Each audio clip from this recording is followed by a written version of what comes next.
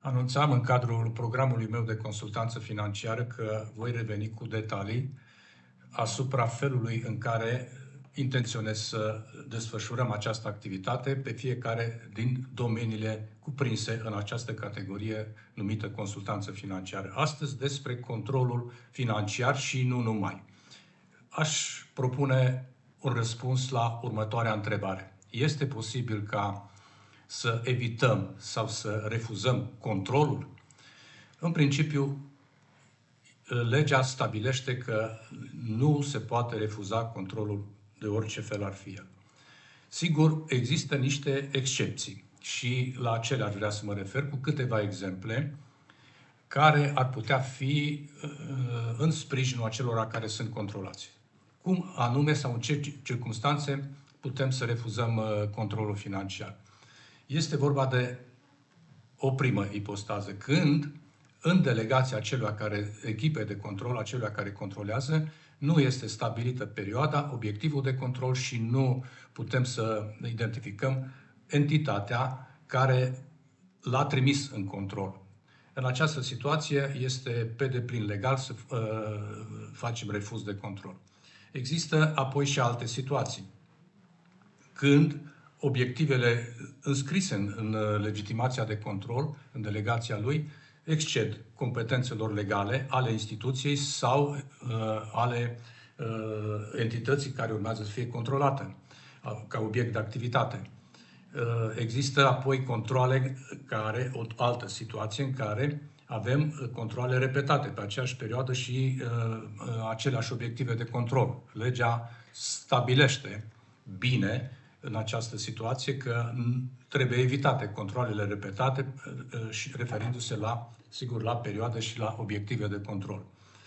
Și în această situație, acela care este controlat poate refuza controlul financiar.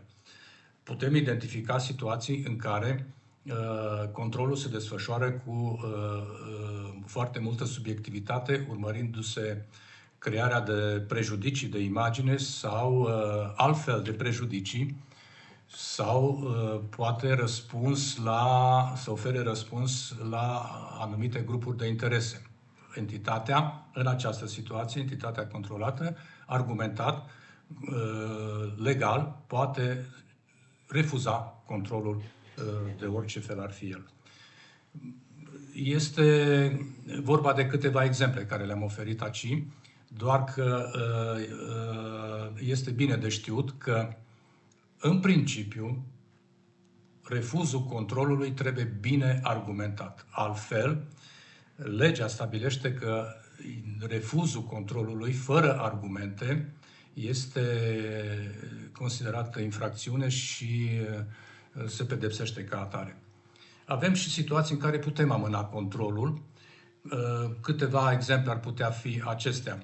Avem o perioadă în care am solicitat și s-a aprobat sau în curs de aprobare să avem o perioadă în care să avem o derogare de la ceea ce este scris în delegație, să punem la dispoziție, să punem la punct evidența contabilă și documentele primare.